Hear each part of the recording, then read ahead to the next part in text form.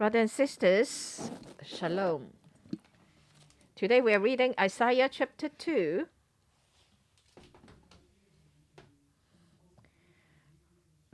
My favorite book is the book of Isaiah.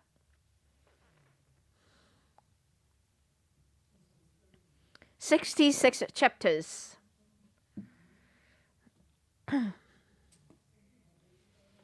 For the Bible scholars always argue one thing.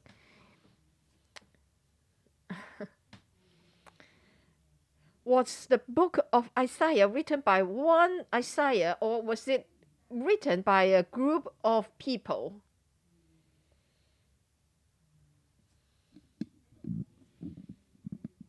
Because there are some Bible critics. There is a new ideology arising, a school of thought. Many people study on this book of Isaiah. They propose that it was written by different people, not just one Isaiah. They said that it should be divided into 3 periods. So they divided the book of Isaiah into 3 parts.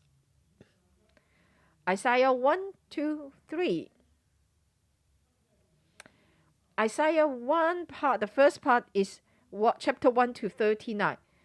And the part 2 is chapter 40 to 55. And then part 3, of course, is chapter 56 to 66. These 3 parts of the book of Isaiah. So the first one is the time of kings. So the house of Judah still exists. And there was overlap a time that the northern kingdom was still existing. So I say it's like the time of kingdom as well as the kingdom destroyed. So basically it's the end times for the northern kingdom and the southern kingdom. They were in the judgment of God. And then chapter 40 to 55.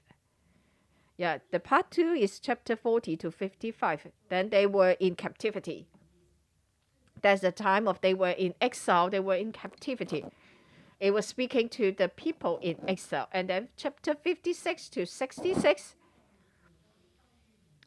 it was talking to the people returning. Speaking to the Jews returning to Jerusalem. We call them the people of God. So first part, the people of God before captivity, before their kingdoms was destroyed. And then part 2 is that during their captivity. And then third part is that when they returned. So you can put them in 3 parts. The scholars struggle to accept one thing, that one Isaiah writing the whole book. How can one Isaiah, one prophet, can see something so far into the future? How could that be possible? They could be able to see, he could see that people in captivity, of course, in the time of the kingdoms, the time during the ministry of Isaiah, he was serving 4 kings, wasn't he? He was serving in the time. There's Uzziah, Jotham, Ahaz, and Hezekiah. At that time, the southern kingdom was still existing. That's the time of Isaiah's ministry. How could it be possible that he could see that the nation was destroyed, the people were in captivity, and then they even returned after captivity? How could it be possible? So he would be able to see into many, many far, far future. Would that ever be possible to the Bible scholars? They couldn't accept that. So from the language, from the historical setting, from the use of word, and then they study on the chapter 40. Would it ever be possible that in the time of Isaiah, in the time of Hezekiah, king of Hezekiah, would Isaiah be able to know so much? They thought that it's impossible. Impossible for prophet Isaiah, one of them, to know so much. People before captivity would be unable to imagine what it would like to the people that will happen in captivity and after captivity. After doing much study, they came to the conclusion that it was not written by one Isaiah. It's not the prophet Isaiah who lived in the time of Hezekiah, the 4 kings. So, okay, part 1, prophet Isaiah wrote the whole part 1. But then part 2, it was written by someone, but we don't know what's the name, so we call them Isaiah 2, Isaiah 3, right? As I have studied theology, I still believe that there is only one, it was written by one prophet Isaiah, just one person. As I read again in morning devotion,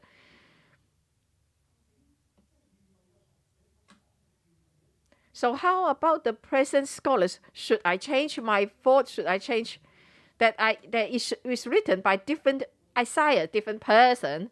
Should I believe that now as I study the book of Isaiah again? But no, I still insist that it's written by one prophet Isaiah. Yeah.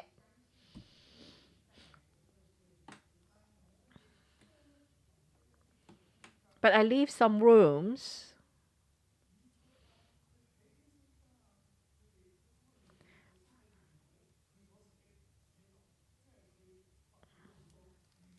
so Isaiah prophesied many during the time of Hezekiah, Uzziah, etc. Yes, he has prophesied a lot. So when we read the book of Isaiah,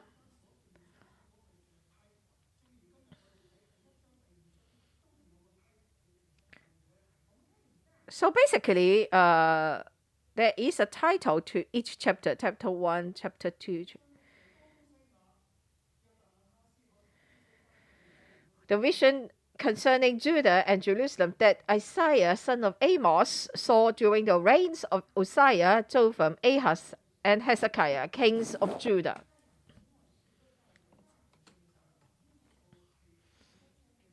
That's the title to chapter 1. Or the title to the whole book of Isaiah. But then in chapter 2, as we come to chapter 2, it gives another title here. Chapter 2, verse 1, this is what Isaiah, son of Amos, saw concerning Judah and Jerusalem.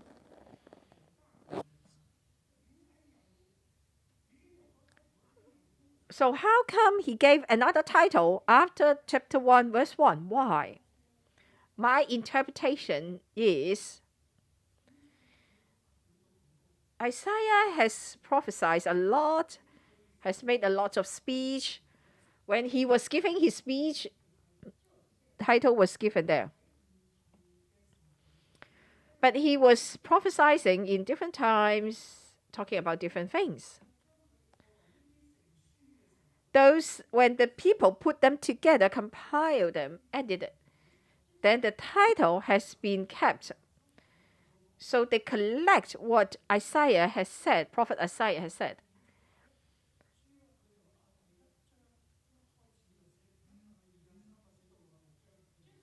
So it's not like, okay, it's chapter 1, 2, 3. It's not linear.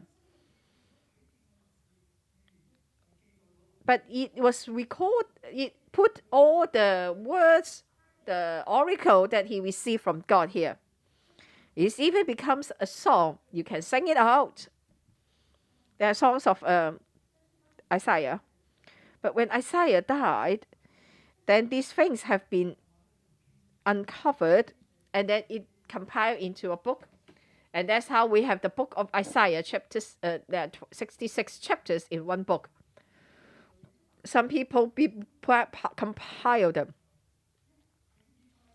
Yes, it's all written by one prophet Isaiah, but when it took time to put them into this one book and then compile them all together. So it's not in chronological order. For example, I'll give you an example. I have said a lot of things, morning devotion or sermons, or maybe in different occasions, I will talk about different things. Some people compile them or recorded them, and then gradually, then it will become a book, right?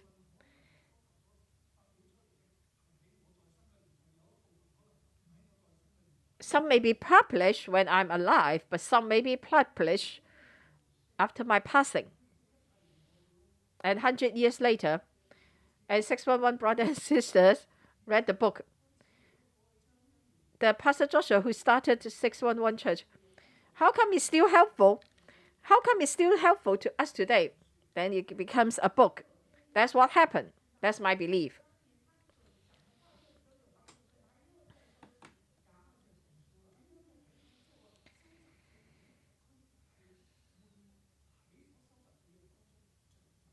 So basically, the editor may edit something in the thing that he compiled.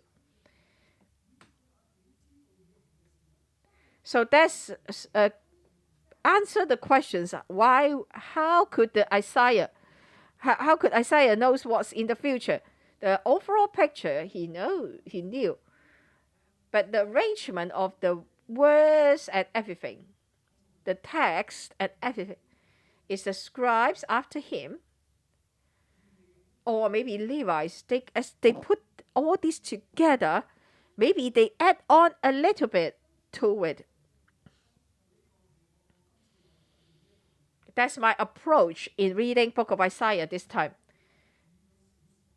So it's a little bit soft than my previous view, my perspectives.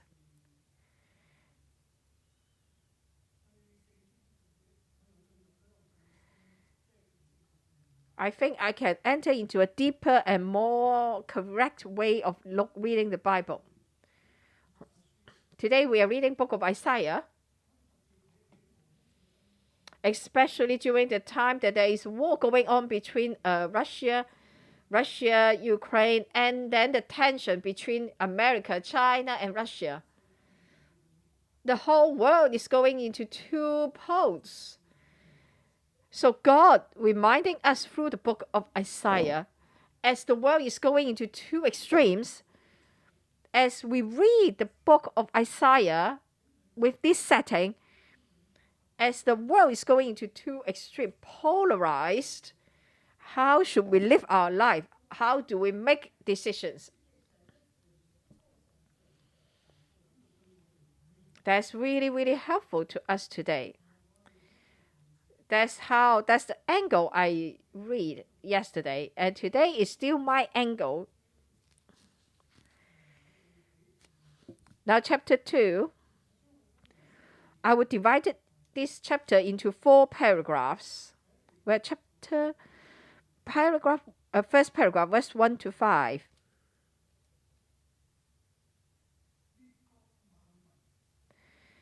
Nations and peoples will go to the Mount of Zion, will run to the Mount of Zion.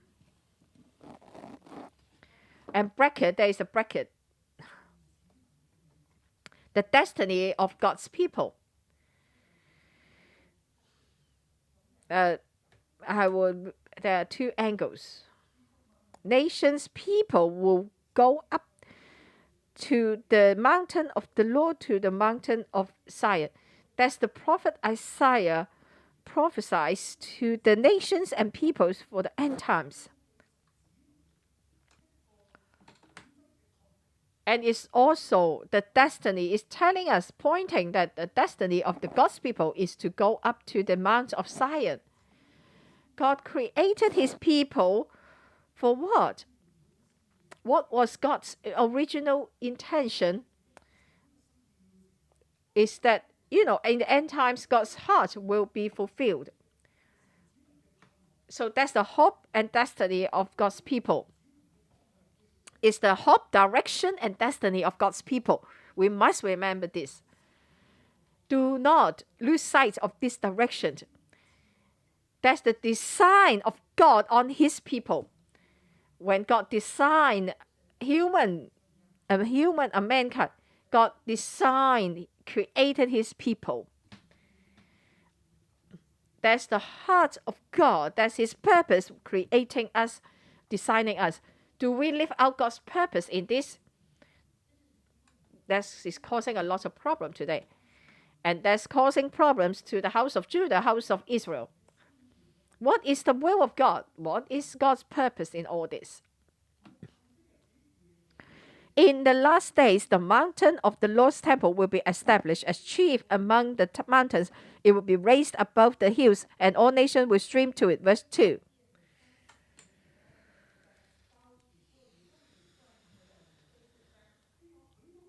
Many peoples will come and say, "Come, let us go up to the mountain of the Lord, to the house of the God of Jacob. He will teach us his ways, so that we may walk in his paths. The Lord will go out from Zion, the word of the Lord from Jerusalem." Verse 3.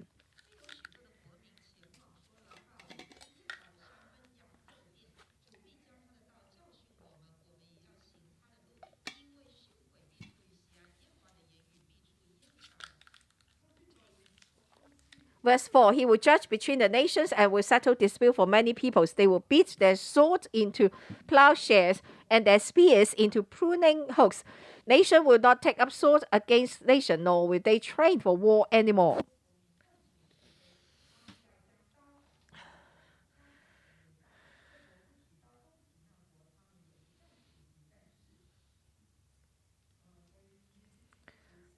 Verse 2 to 4, that's the prophecy of Micah. That's why in Micah. So prophet Isaiah should be of the same time as prophet Micah. So Isaiah may prophesy like a few years before Micah.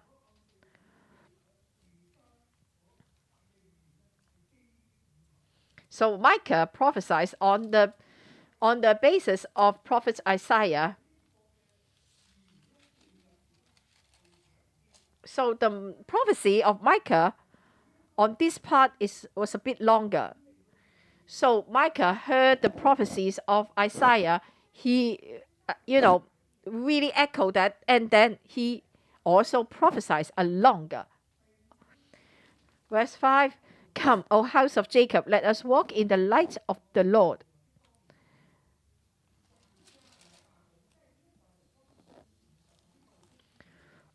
That's from Isaiah. And then when it goes to the book of Micah, it's a bit changed. With Micah 4,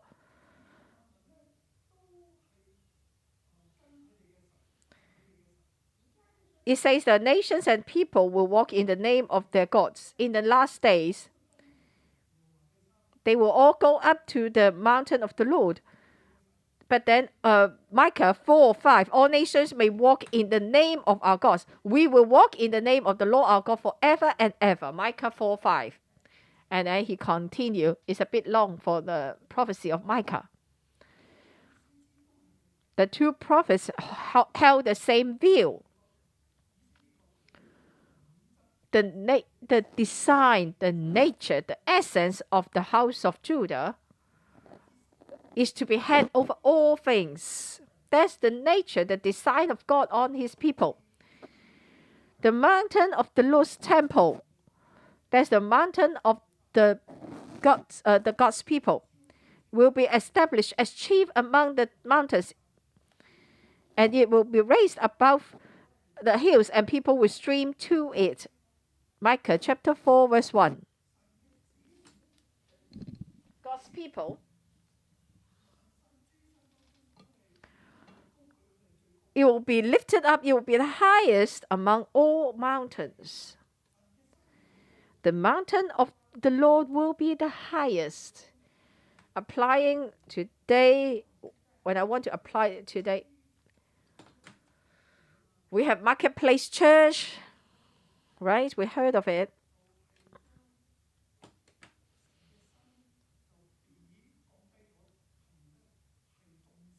We lower the mountain of the Lord to the same height as other mountains. This view is not biblical. In God's design, the mountain of the Lord, the church represents the mountain of the Lord today. And Jerusalem is also the mountain of the Lord. And together we will be lifted up, will be chief. We are above all sector in marketplace. We are above all the earth.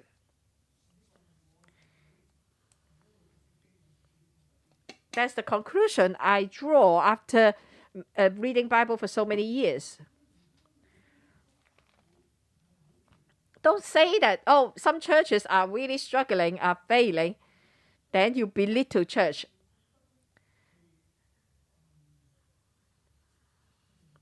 You think, oh, church is useless. They cannot influence the world. If you think that, yes, maybe that's the fact, that's what we see. But that's not God designed.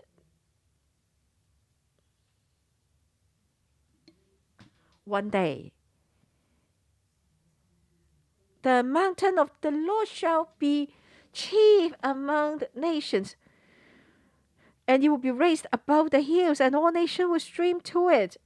Yes, it's not happening now, but it doesn't mean that it will not happen in the future. Yes, it's not happening now, but we have hope. Because God will bring his plan to pass. That's first paragraph. That's the destiny of God on his people. And what we will see in the end days, in the last days. Prophet Isaiah saw it. This is what Isaiah, son of Amos, saw concerning Judah and Jerusalem.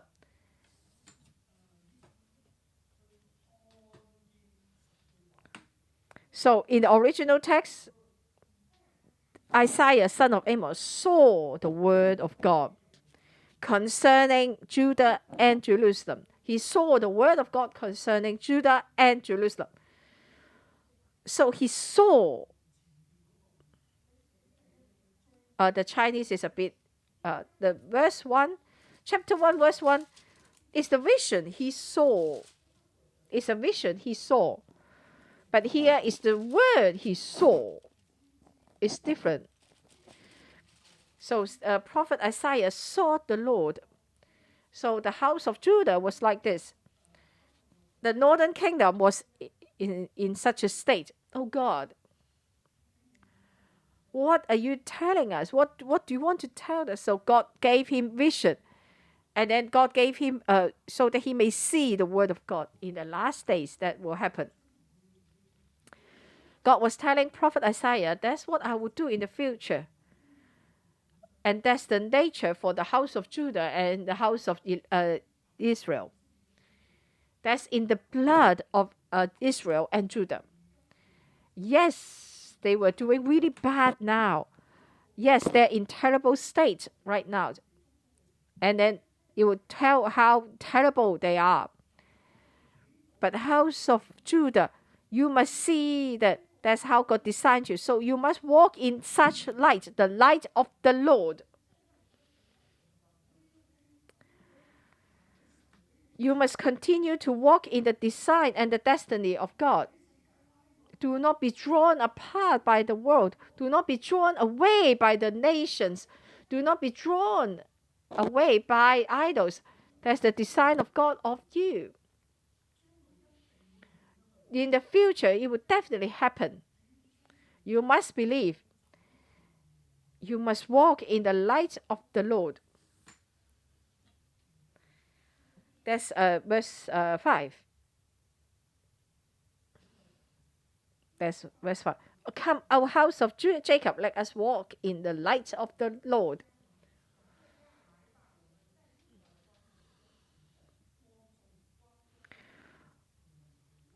Walk in the light of the Lord.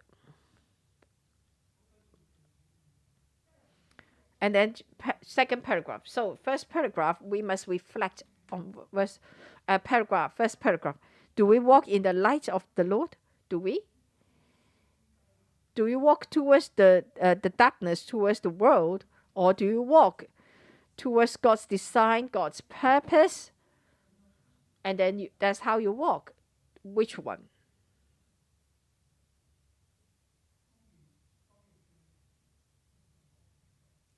But the house of Judah did not walk in the light of the Lord, and the house of Israel was worse. Verse 6. You have abandoned your people, the house of Jacob. They are full of superstitions from the east. They practice divination like the Philistines and clasp hands with pagans.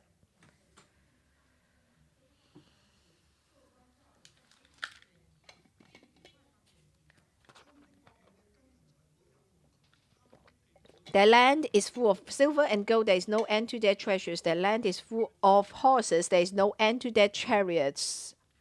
Verse 7.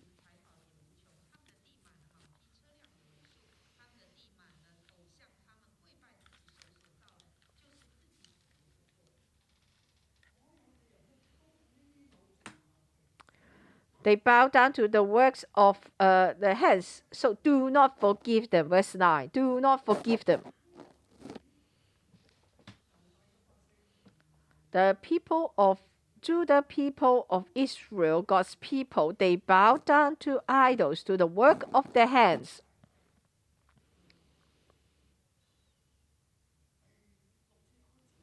Starting from verse 6. Oh God, you have abandoned your people, the house of Jacob. You have forsaken them. You have abandoned them. Why? Why did you do that?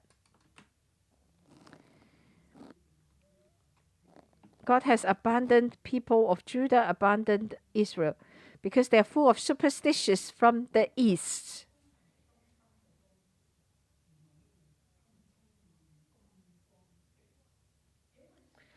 In the original text, it states they are filled with eastern ways. They are just filled with Easterns, not just the superstitions. The custom actually superstition. Everything about the East, everything. What does it mean? The Eastern ways to the house of Judah and Israel. So it's either Assyria or Aram. So okay, it's a play of word. It's just like it just neither of them was good. One is Assyria, one is Aram. So it's really, really bad. The Chinese name sounds horrible. So it's a lose-lose situation, basically. The house of Judah, house of Israel, they are filled with the eastern way, the way of Assyrian and the way of Aram. So in their hearts, what they desire, what fills their heart is the eastern way, is the nations, eastern world powers. They practice divination like the Philistines, and they worship the idols of Philistines, and clasp hands with pagans.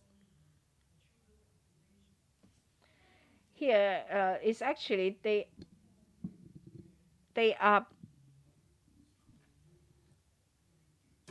clasp hands with the children of nations. What does that mean? Clasp hands. Clasp hands. That means they make covenants, they make alliance. So children of nations, they clasp hands, make covenant with children of nations. That means he make covenant with them and worship their gods. Worship their gods.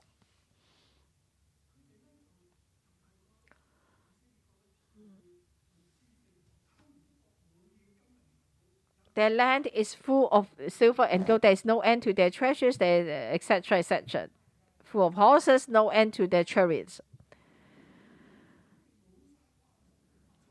So they make a lot of money. They are wealthy. They have a lot of idols. They have a lot of friends of the nations. They make military alliance. They feel safe. Finance is prospering, blooming. And everyone bow down to the work of their hands, worshipping nations and the idols of nations. But God will definitely judge them. Verse 10, go into the rocks, hide in the ground from the dread of the Lord and the splendor of his majesty. The eyes of the arrogant man will be humbled, and the pride of the man brought low. The Lord alone will be exalted in that day. Verse 10 and 11.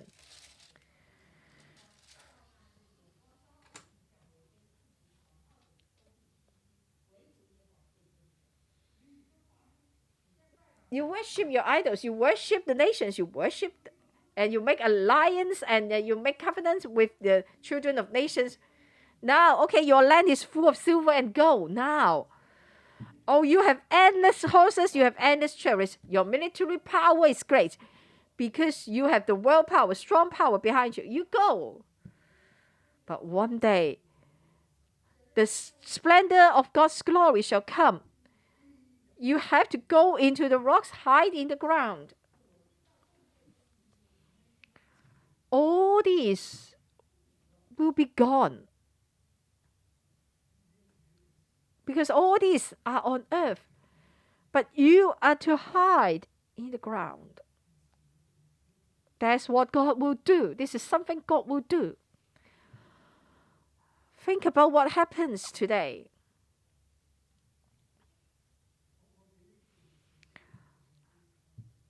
The title for the second paragraph,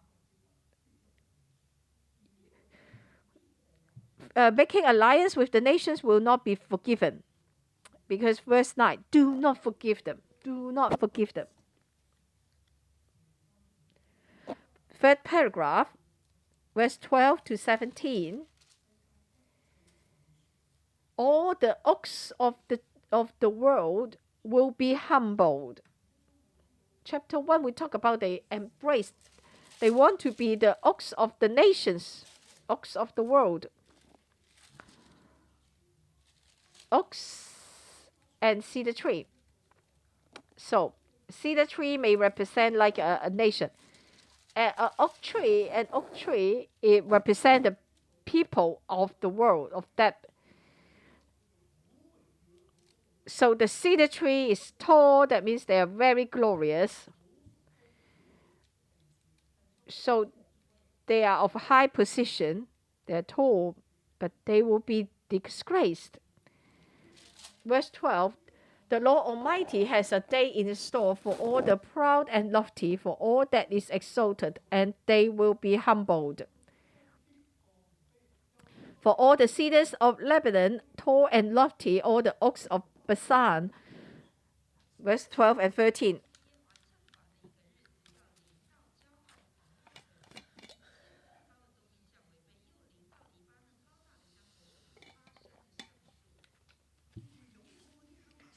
You embrace the oaks. You embrace the cedar. You embrace the nations.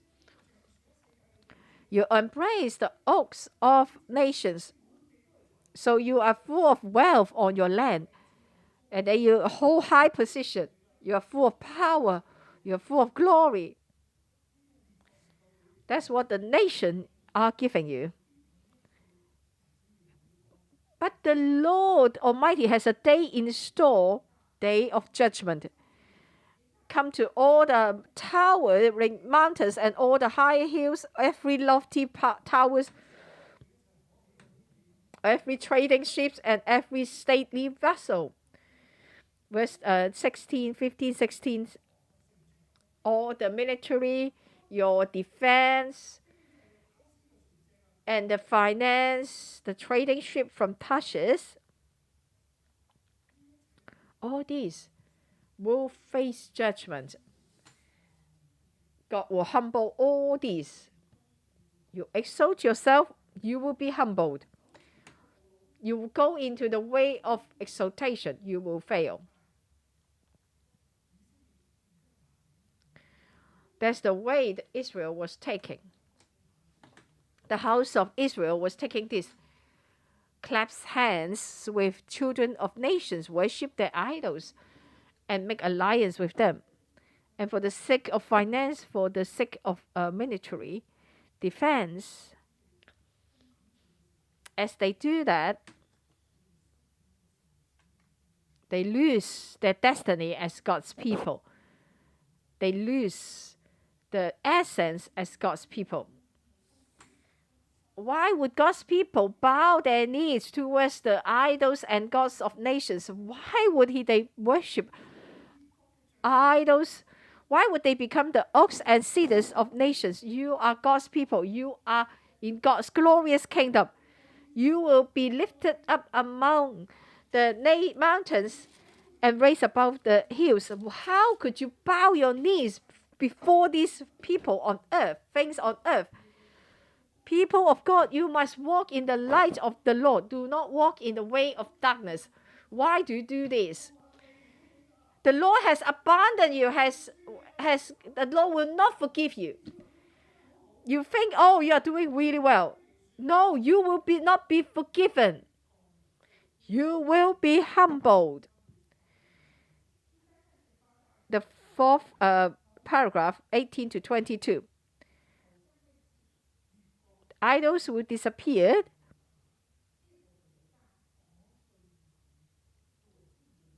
Nations and Judah will hide in the rock. Everyone will have to flee to caves in the rocks and to holes in the ground. All the idols will disappear. No idols can save them. Nation will not save them. Why do you look at the nations, look at the idols, but not God? God has created you in such a good thing. God wants to exalt you. But you bow your knees to the nations.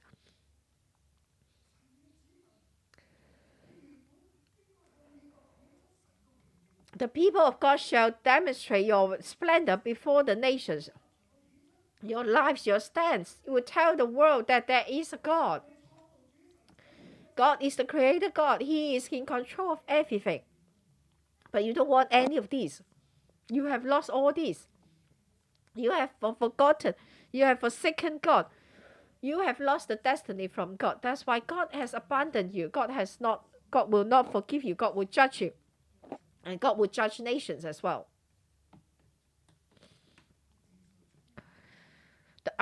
Your land is full of idols, silver and gold. You will have none of this. You will have to hide in the rock.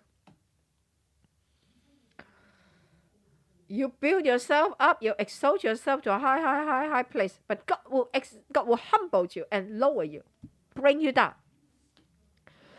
House of Israel, Judah, why did you not see the power of God? You only see the power of nations. Yes, what you can see with your eyes, the benefit you receive, but you do not want blessing from God. And you follow what nations can give you. What about your destiny? Where is the love of God for you? Where is the guidance of God for you? Why would you end up like this? One day,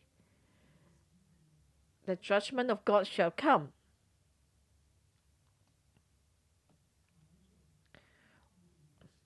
Idols will disappear. The power of nations will be cancelled. You rely on them, they're useless. On that day, all the idols will be abolished, and all people will have to hide in the rocks in the ground. Verse 18, the idols will totally disappear. Man will flee to caves in the rocks and to holes in the ground from dread of the Lord and the splendor of his majesty when he rises to shake the earth.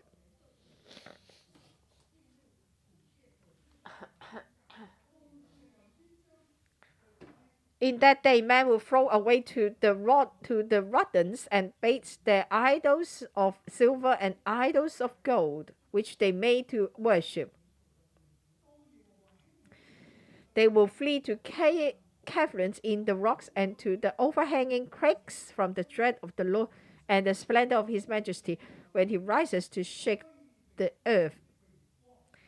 Verse 21.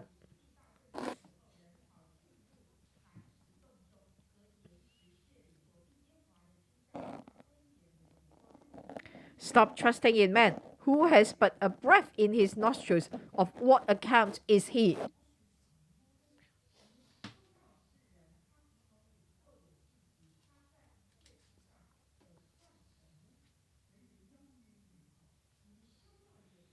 Stop trusting in man. Stop trusting anyone on earth. Their wealth, their power, their breath. Who has but a breath in his nostrils? And then they will lose everything. Who has but a breath in his nostrils? Of what account is he? When he lost that breath, he lost nothing. He loses everything. On that day, my glory, my splendor shall be displayed. All the idols will be abolished, will disappear. How about men? They will have to hide from the splendor and the judgment of God. During the judgment of God, many people, they need to hide in the rocks in the ground. Brothers and sisters, can you see today, right? Why do we have a lot of isolation centers in Hong Kong? Today is the day of God's judgment. Where are the power of nations? Where is the power of idols? I have to tell you that God's judgment is not fully unleashed. It's only a sign. Now we can isolate in the hotel, at home. During COVID, we may be able to isolate this way. But when the glory of God appears, you cannot take any idols. You cannot hold on to any power of the nations. You can only flee to caves in the rock. That's the only way you can go. You can try to you have to hide yourself from the glory of God. So during the war, that's what we do, right? During COVID, we hide at home or hide in the isolation centers of the government. When the glory of God appears, everyone has to find a way to hide himself. What kind of the world it is? Your world will be just the caves in the rocks. That's all. That's all. You have nothing outside. Many things will be irrelevant to you. Completely isolated from the world.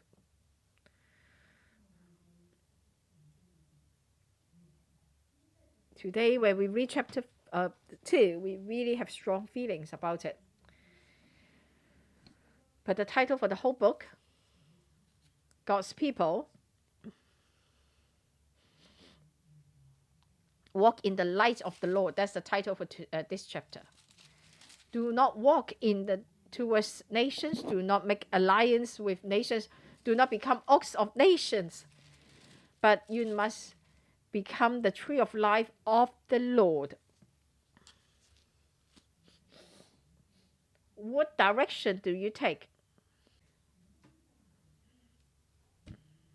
We must live out the destiny. May God help us. That's the end of the message today.